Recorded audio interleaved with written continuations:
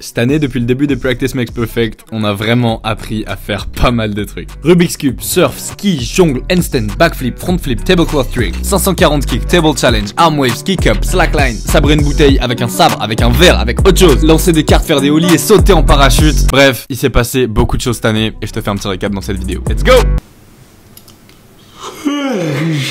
Salut. Ah ouais, je viens de voir le teaser, ça m'a déjà fatigué. Non, parce que ce que toi tu sais pas, c'est que ça c'est tout ce que j'ai appris cette année, mais genre il y a des trucs j'ai dû vraiment buter pour les apprendre. Et du coup me dire que je vais devoir tout refaire là aujourd'hui, ça me... Bref, on va manger un bout, on se brosse les dents et on attaque.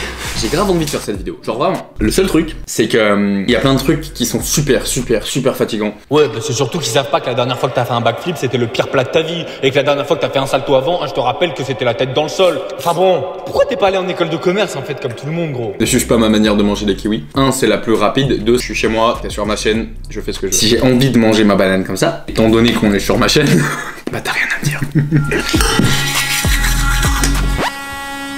Quoi? T'as jamais vu un youtubeur se brosser les dents? Juste avant qu'on attaque cette vidéo, truc super stylé que j'ai jamais dit, j'ai toujours utilisé des brosses à dents électriques et je suis allé voir je crois 2 fois un dentiste dans ma vie. 2 fois il m'a dit yo, j'ai jamais vu quelqu'un avec aussi peu de tartre, avec les dents aussi alignées alors que j'ai jamais fait d'orthodontie quand j'étais gosse et pourtant j'avais des dents en éventail de ouf, j'ai jamais compris comment elles se sont remises. Un des meilleurs conseils que je peux te donner concernant ta santé buccale, c'est d'investir dans une brosse à dents électrique. T'es pas obligé d'avoir une brosse à dents à 400 balles qui fait du 0 à 200 km/h en 3 secondes avec enceinte intégrée qui fait que tu t'ambiances quand tu te brosses les dents.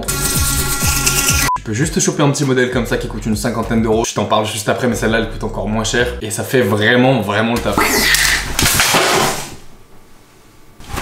Ça, c'est pas la première fois que je fais ça. Soukas, c'est résistant. Il a tenu avec Baby en Grèce. Il a l'habitude.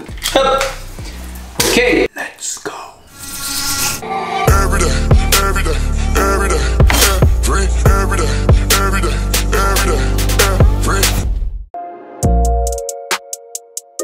Un des premiers skills qu'on a appris sur cette chaîne, c'était la jonglerie. Voyons voir si c'est toujours d'actualité. Il me semble, parce que j'ai fait Mumus depuis, juste avec des oranges en soirée un jour et des pommes, donc il me semble que je l'ai, mais ouais, c'est bien ce que je pensais. Mais c'est pas vraiment acquis, c'est juste, voilà, je l'ai bossé. Là, tu vois, je suis en train de me rappeler un peu du pattern moteur de ce truc. Je me rappelle qu'il faut que je relâche mes mains et qu'il faut qu'elles soient là et pas là. Donc tu vois, il y a pas mal de petits défauts techniques à corriger. Mais dans l'ensemble, que ce soit dans ce sens ou dans l'autre, je suis capable de gérer.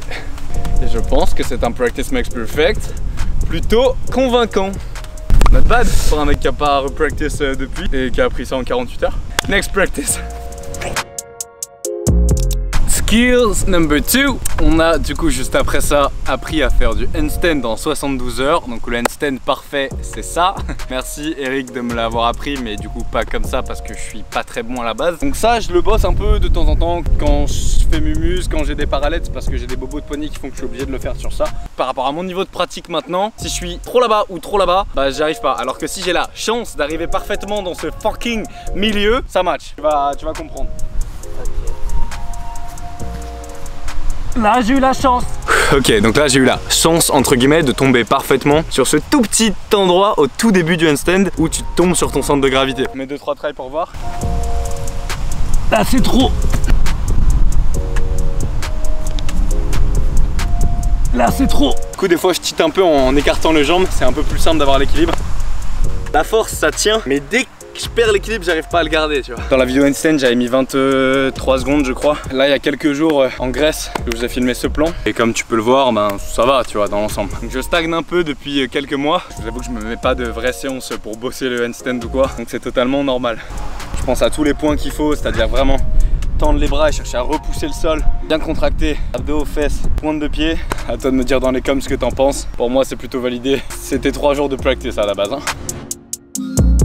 On va partir du coup sur le coup de pied que j'ai appris avec Antoine dans cette vidéo. Là on est sur un 540. En plus j'ai repris la salle hier, du coup j'ai des sales courbatures. C'est pas une excuse. Je pense qu'avec un peu de boulot il revient en quelques coups. Je pense pas que je l'ai comme ça. So 360. Ça c'est un 3-6. C'est cool, ça a de la gueule et tout. Mais le but c'est de faire un 540. Donc la différence c'est que tu dois frapper avec la même jambe que tu vas poser par la suite. Oh. L'idée c'est ça, non, très moche là. On va dire que c'est à cause des chaussures. Oh. Il était pas incroyable, il était pas génial, mais c'était un 540.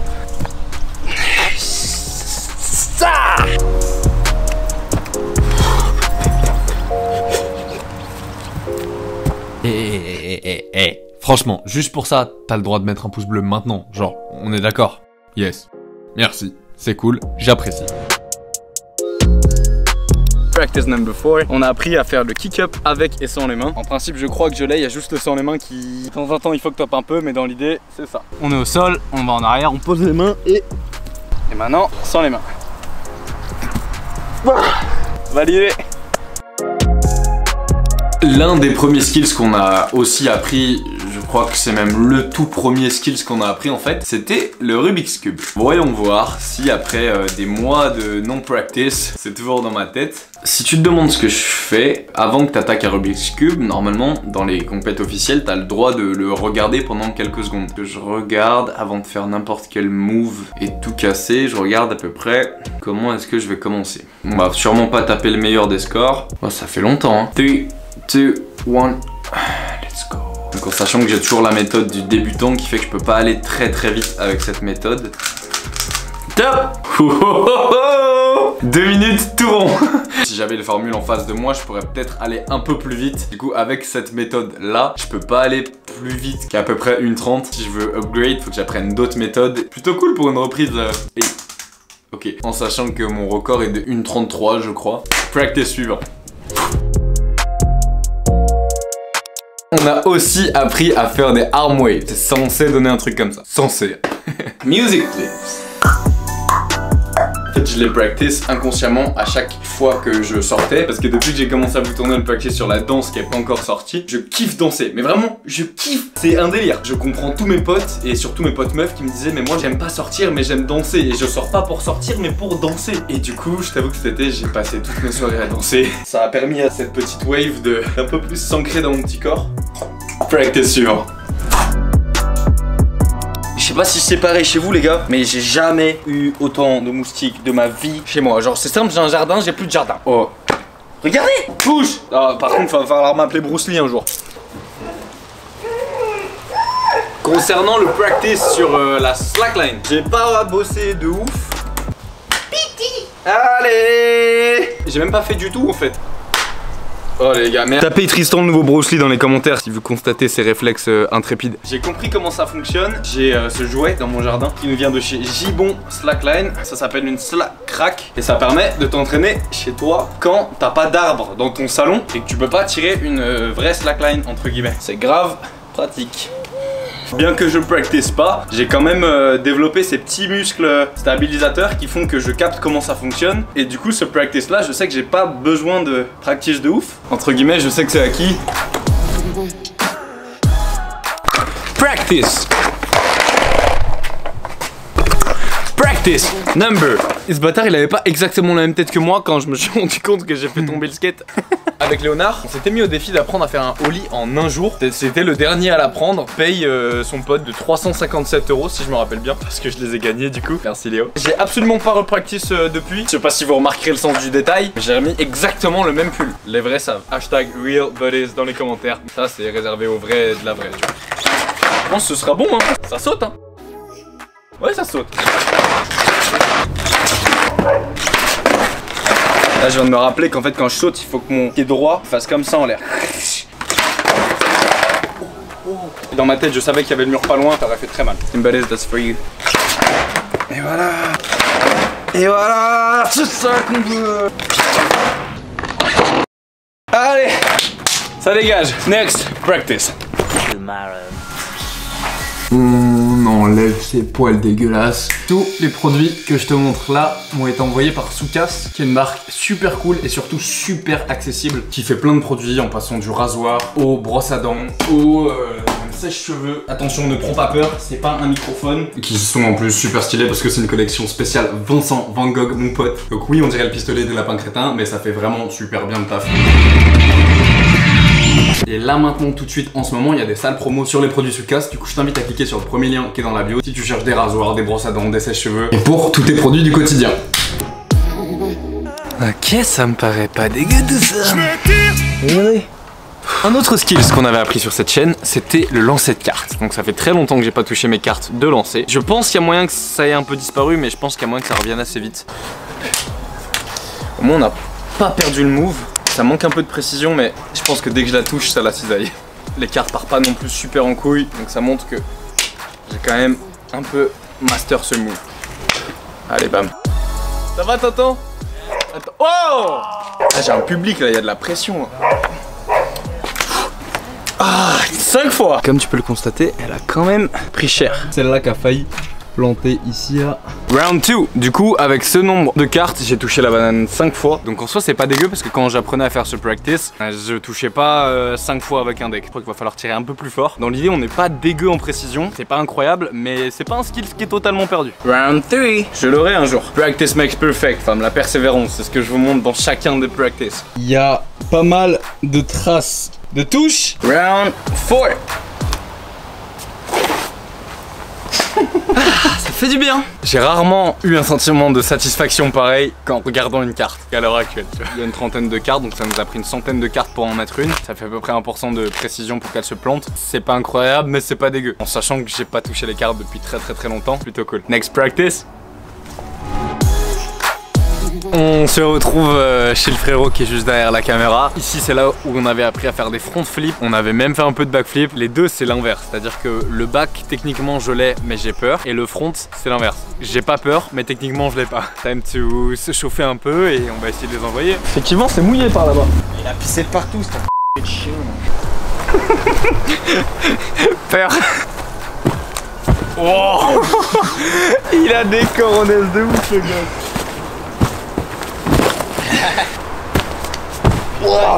Bon, maintenant qu'on a fait quelques plats d'eau histoire de se réhabituer, on va essayer d'en poser un. Je vais juste garder les tapis par précaution.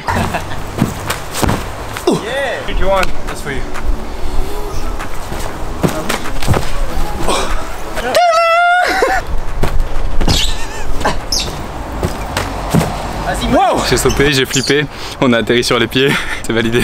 Next one, back. En fait, quand je suis seul, j'arrive pas à le lancer. Il y a un blocage qui vient d'ici, alors que je sais que techniquement je l'ai et que j'ai beaucoup moins de chances de me buter que sur un front par exemple. La manière que j'ai trouvé de douiller mes peurs, c'est de le faire avec du monde au début. Donc quand il y a 2 personnes, je sais que je vais pouvoir le lancer. En fait, j'ai juste besoin de sentir qu'elles sont là, même si elles servent à rien. Et c'est trop bizarre, mais c'est le seul moyen pour l'instant que j'ai de lancer des backs solo. Il y a que dans l'eau que j'arrive à les faire solo, il y a que sur les trampolines que j'arrive à les faire solo. Mais dès que c'est sur du dur, je crois que cette chute là, elle m'a un peu marqué et je crois qu'elle a posé un blocage lors de l'apprentissage. Normalement, c'est censé le faire, mais il y a toujours cette peur qui est tout le temps là. Je sais pas si vous vous rappelez, mais ce sale gosse là, il est apparu sur la vidéo Slackline et en parallèle, je lui apprenais à faire les backflips. Maintenant, c'est lui qui m'apprend. Enfin, lui, il a pas peur, moi j'ai peur. Le faceplant. Olé. Le back c'est un délire. Je sais pas du tout quoi faire, si d'ailleurs il y a des gymnastes ou des mecs qui font du parcours qui passent par là et qui ont des conseils pour vaincre cette peur. Je suis preneur, dites-le moi en commentaire. Le seul chemin pour vaincre ça c'est practice et practice et practice, des centaines jusqu'à ce que ça devienne des milliers. C'est le seul raisonnement logique que je vois à ça. À vous de me dire si c'est validé ou pas. Techniquement ça l'est, psychologiquement ça l'est pas. Next practice.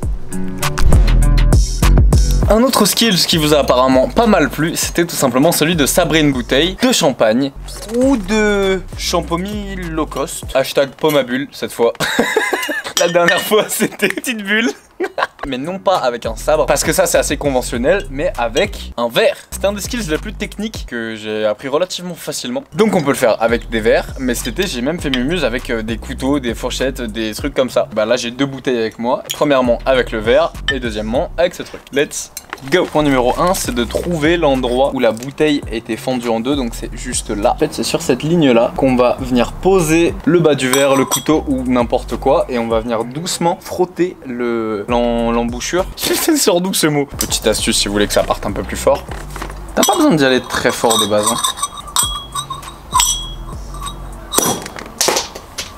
Je suis vraiment un sub. Faut dire ce qui est les gars. Attends, est-ce que j'avais vraiment un verre dans la main et je suis allé chercher un autre verre qui était par terre pour le mettre dedans? Oui, c'est bien ce que j'ai fait. Et je vous montre que vous pouvez même faire ça avec un couteau, avec n'importe quoi. Et même sur des bouteilles de bière et tout, ça marche. Allez, mais salam! Oh là là! 1 million d'abonnés sur YouTube. Inch'Allah, on touche du bois. Je pense que c'est un skill plutôt validé! Cheers! Concernant le surf, le ski et l'équitation, j'ai exactement le même niveau étant donné que j'ai fait 0 session depuis, donc enjoy ces images d'illustration de mon niveau actuel. Au niveau du parachute, là ça a pas mal bougé. J'ai un peu plus de 30 sous à mon actif. Je me sens de plus en plus à l'aise. Et je suis actuellement en train de valider mon brevet 2 qui me permettra bientôt de sauter avec des copains. Comme ça. Donc on progresse step by step de ce côté-là. Ah oui, puis j'avais aussi appris à faire ça. Mais j'ai pas de table. Et pour ça, j'ai pas de vaisselle. Enfin, pas de vaisselle à casser. Que je sais encore faire, mais je suis un peu en sueur depuis que j'ai fait ça au resto. Non, en vrai, c'est juste que j'ai pas le time. Mais promis, je sais encore faire. Femme, si vous avez kiffé cette vidéo, vous savez comment ça se passe. On vous laisse éclater les pouces bleus. Laissez-moi un commentaire si vous avez des idées de skills, de trucs à apprendre, de disciplines à essayer, de sport à tester tout simplement. J'ai hâte de vous revoir pour une nouvelle vidéo. En principe, c'est tous les dimanches à 20h. See you! Non, Mbappé, me regarde pas comme ça. C'est pas contre toi, tu sais que c'est pour la vidéo, c'est pour faire des likes. Mais arrête.